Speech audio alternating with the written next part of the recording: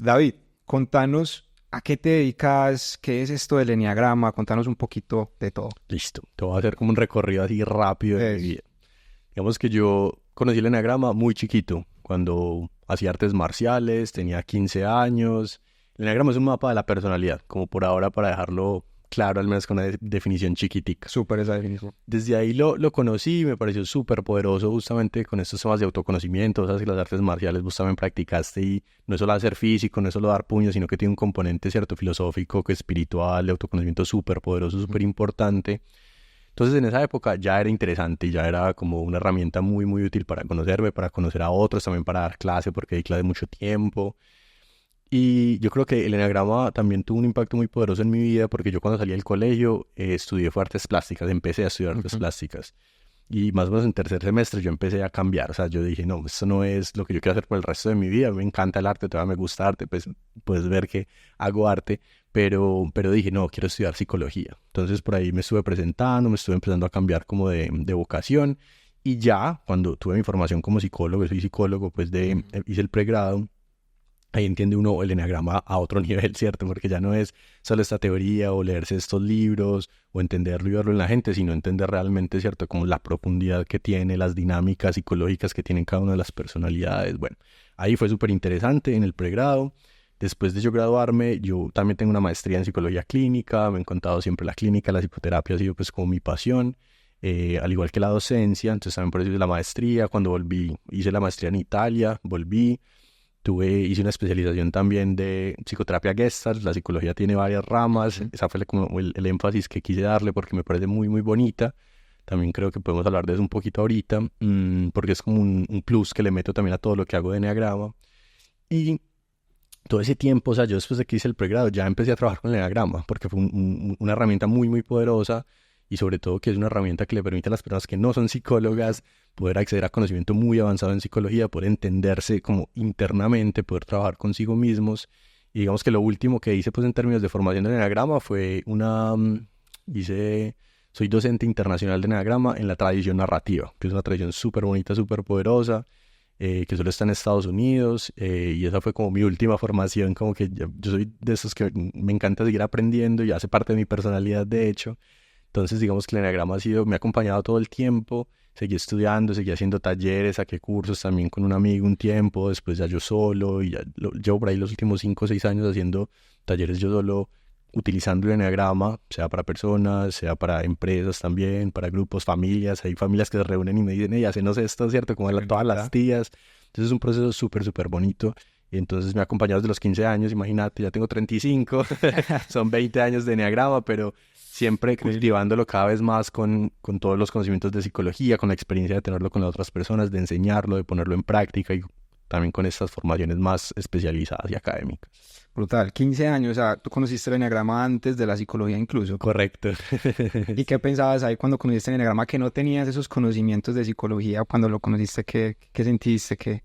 Yo creo que pues, en ese momento era muy, pues, practicaba Kung Fu, practicaba artes marciales, ya de por sí había una búsqueda, yo he tenido una búsqueda muy hacia el interior y pues, persiste a lo largo de mi vida. Entonces lo vi fue como una herramienta, como, uy, esto me da más luces, esto me da más capacidad de entenderme, esto me da herramientas y un mapa para entrar en mi territorio interior, que siempre ha sido súper interesante para mí. He sido una persona que tiende a ser como introspectiva, a querer conocerse, a querer entender las cosas. Entonces creo que fue eso, fue como una herramienta muy poderosa que yo dije, uff, esto me sirve para eso que ya me gusta, que es conocerme y entenderme. Entonces inicialmente creo que fue eso. David, qué nota, parce, de verdad que tenerte aquí en el podcast, pues 15 años de experiencia 20. en este tema, 20 años de experiencia en este tema. Bueno, David, contanos, ¿cuál es esa historia? ¿Dónde sale el eneagrama? Pues mira que los orígenes son un poquito, están como perdidos en la historia. Digamos que lo trae como más a la historia actual, lo trae una personalidad que se llama Gurdjieff.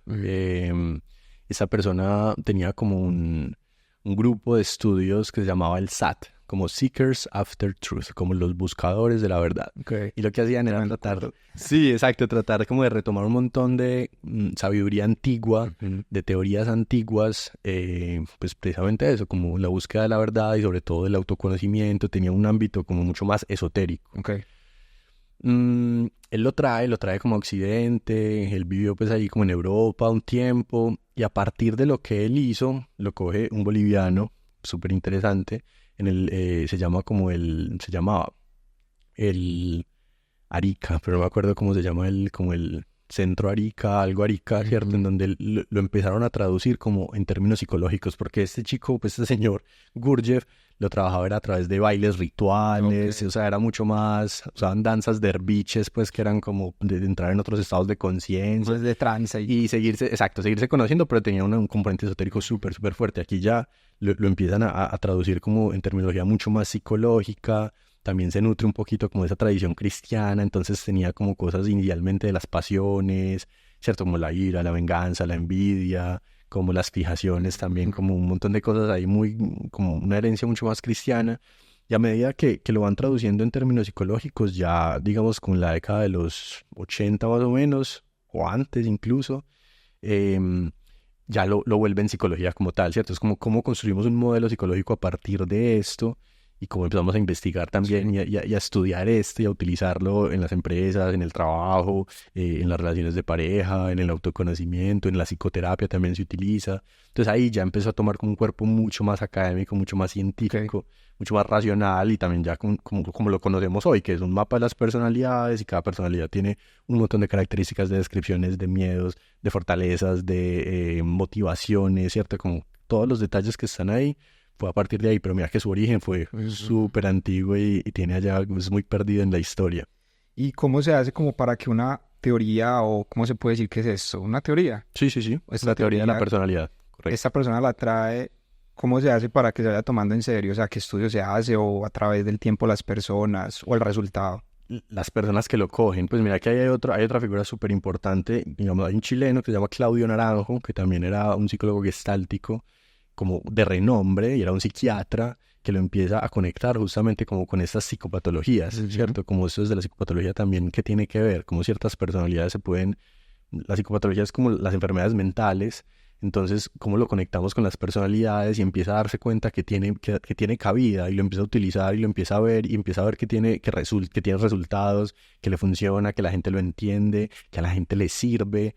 Entonces, esto ya después en Estados Unidos hay como dos grandes escuelas. Una que es la de Helen Palmer y David Daniels, que es donde yo me formé justamente, que tienen mucho más esa tradición narrativa en donde dicen como que el eneagrama está vivo y está en la historia de vida de cada persona, ¿cierto? Entonces, más interesante que aprender del eneagrama no es que yo te lo cuente, sino que vos, por ejemplo, haces un taller y conoces y entiendes el eneagrama, identificas tu personalidad y que vos nos contés cómo vivís esa personalidad. Es mucho más interesante y mucho más poderosa. Y hay otra escuela muy importante en Estados Unidos también que se encargó justamente de desarrollarlo, de hacer investigación, de darlo a conocer, de difundirlo, de hacer talleres, encuentros, grupos, conferencias, todo este tipo de cosas, que eran unos autores muy famosos también de un libro que se llama La sabiduría del eneagrama, muy recomendado, muy, muy chévere. Don Rizzo y Russ Hudson. También son dos autores pues como súper reconocidos. Entonces mira que a través de personalidades, psicólogos, psiquiatras que se lo toman en serio y lo empiezan a adaptar y empiezan a escribir teoría alrededor de eso y esa teoría empieza a funcionar también en la práctica clínica, en las prácticas grupales, en el trabajo, entonces ya cada vez va cogiendo como un cuerpo académico más claro, más fuerte y también pues va cogiendo reconocimiento en el medio. David, y o sea, para vos, ¿de dónde sale como esa teoría como tan cierta? Porque el hecho de que pues la psicología, digámoslo, actualmente que es tan rigurosa en cierta información, que personas lo empiecen a coger y empiecen a trabajar con eso. O sea, quien hace tantos años, pues porque leí que era como milenario el tema del eneagrama, o sea, ¿de dónde salió eso? ¿Vos qué crees? O sea, que... Okay. Eso es más personal. Sí, pues, es personal. Y de hecho está muy relacionado a mí, pues de nuevo. Es como mágico el tema. Pero por las artes marciales también tengo como una influencia oriental y digamos que hay algo muy interesante y es que pues la teoría cuando estaba por allá milenaria no existía tal como la conocemos ahora. Ajá. Entonces lo que conocemos ahora es otra cosa muy diferente que fue construida justamente a través de el conocimiento actual de la psicología, o sea, lo que sabemos hoy, si vos se lo explicas a alguien de hace 2000 años, seguramente no, eso no es el eneagrama para esas personas que tal vez lo usaban en esos medios más esotéricos. Yo como creo que pasan estas cosas y es de una manera mucho más como fenomenológica. Entonces, así como, de nuevo, en la antigua China, gente simplemente meditando conocía su cuerpo de ciertas maneras, o como la antigua Grecia, Sócrates empezó a crear conocimiento a través simplemente de la mayéutica y generar preguntas, y de partir de eso lo sé que nada sé, ¿cierto? Como soy ignorante y cada vez puedo conocer más y más y más y más. Yo creo que de una manera mucho más fenomenológica, es decir, como exponiéndose al fenómeno de lo que son los seres humanos, es como cómo empezamos a categorizar a los seres humanos, o cómo empezamos a ver esos caracteres, ¿cierto? Esas formas de personalidad de ser, y se empiezan a agrupar ciertas formas, digamos que yo, de nuevo, en esa época yo creo que son mucho más rudimentarias, mira que de hecho lo usaban mucho más, Como artísticamente. sí, artísticamente, esotéricamente, como tenía ahí un halo más mágico, casi como si el maestro puede adivinar quién eres y cómo lo hace, ¿cierto? Como que tiene otras influencias, pues, pero esa observación sigue siendo una observación muy poderosa, ¿cierto? Es una observación de cómo se comportan los seres humanos, qué motiva a los seres humanos. Tuvo que haber un observador muy consciente como para ir definiendo. O muchos en el tiempo, que se va cada vez como refinando un poco más, ¿cierto? Como escuelas, yo creo que a lo largo del tiempo observando y O sea, fue como una generando información que descripciones. pasó de generación en generación. De nuevo, esto es más personal, pero como te digo, históricamente eso está súper perdido en el tiempo. Es como que este man lo rescató, no sabemos de dónde, y ahí empezó a coger fuerza y a convertirse en otra cosa. Bueno, ya pasando un poquito más como al tema conciso del eneagrama. Hablemos de las personalidades. Son 9, ¿cierto? ¿Qué manera te parece como mejor o más conveniente para que las abordemos todas rápidamente? Sí, hay 3 claridades importantes. Entonces, si el eneagrama es un mapa de la personalidad, mira que justamente la palabra Eneas, pues eneagrama viene de Eneas en griego 9, y grama, que es un símbolo, una imagen, un dibujo. Cuando vos ves, si buscan ya en internet eneagrama, ¿cierto? Les ponemos ahí una imagen, es una estrella de 9 puntos, o 9 puntas. Entonces, justamente por eso son 9 personalidades, porque cada una está en una punta. Lo interesante, y ahí es donde todavía le quedan ciertas cositas como de esta historia más esotérica, es que el símbolo tiene un sentido, ¿cierto? El símbolo nos está hablando de ciertas dinámicas de la personalidad, o sea, cómo a veces nos movemos, cómo cambiamos en ciertos contextos, ¿cierto? Como a qué rasgos compartimos a veces con otras personas. Entonces, bueno, eso es interesante, como primero ver el símbolo. Dentro de ese símbolo hay un círculo alrededor. Y esa es una clarificación súper importante cuando trabajamos con el eneagrama, y es que no hay personalidades mejores que otras, ¿cierto? Porque mucha gente pensará como... Yo quiero ser ese 7. Exacto, o porque el 1 es el 1, entonces es el número 1, entonces es el mejor, o el 9 es el número más alto, entonces debería ser el mejor. Nada que ver, son un círculo, y el círculo justamente nos habla de eso, de que todos somos humanos, y de que todos estamos en estas dificultades de ser humanos, de que sufrimos, que nos duele, que tenemos miedo, que hay cosas que nos motivan que no nos damos cuenta, que tenemos esas sombras, esos puntos ciegos, ¿cierto? Como que todos estamos ahí, y cada personalidad es muy tesa, muy poderosa, muy buena para unas cosas, y otras cositas le cuestan, ¿cierto? Y como que esa forma justamente de ser como tan firme o tan rígida de la personalidad es lo que muchas veces nos lleva, pues, a no tener una vida tan plena y tan tranquila y tan saludable. ¿Qué puede pasar con una persona que no tiene conocimiento en el eneagrama, ve este podcast, escucha esto, va y busca eneagrama y lee los 9 eneatipos o los 9 Tipos de personalidad de eneatipos, correcto? ¿Qué puede pasar? O sea, tú dijiste, no, puede que que yo quería ser el 7, que yo quería ser el 1, pero cuando encuentra ese número que resuena, porque siempre que lo hemos leído, pues uno dice, ay, güey, madre, este número es el mío. ¿Qué te ha dicho tus pacientes o las personas como que sienten? Mira que eso no le pasa a todo el mundo, porque... Y también depende, hay tipos de personalidad que se pierden más. Hay unos que la tienen más clara, pues justamente por su misma forma. Lo que yo te decía, por ejemplo, mi personalidad es muy introspectiva. Entonces, normalmente los que son de este eneatipo tienden a encontrarse mucho más fáciles. Como, pues sí, yo más o menos me conozco, yo más o menos sé cómo soy, y eso me resuena un montón. Hay unos que se encuentran más fácil. Entonces depende no solo de la personalidad, sino que depende también como del nivel de trabajo y conciencia que la persona haya hecho. Hay personas que llegan y es como, yo creo que soy este, y tienen 4 o 5, exacto. Entonces a veces es por el mismo tipo de personalidad que tiene un sesgo de soy capaz de ponerme en los zapatos de todo el mundo, soy capaz de ver todas las perspectivas que les cuesta como identificar cuál es la propia. Pero también hay personas que no se han conocido lo suficiente o que no han hecho procesos, ¿cierto? Como de terapia o de hacerse preguntas difíciles o simplemente cambios, y la vida que a uno le muestran muchas relaciones de pareja, por ejemplo, le muestran un montón de cosas de uno mismo.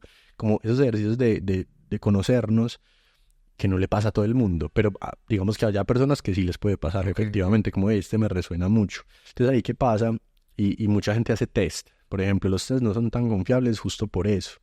Porque el eneagrama más que comportamientos aparentes, nos está hablando es de la raíz, nos está hablando de cuáles son esas motivaciones inconscientes o esas motivaciones por allá profundas que en piloto automático tú vas a tender a sentir así, vas a tender a pensar de esta manera, vas a tender a actuar de esta manera.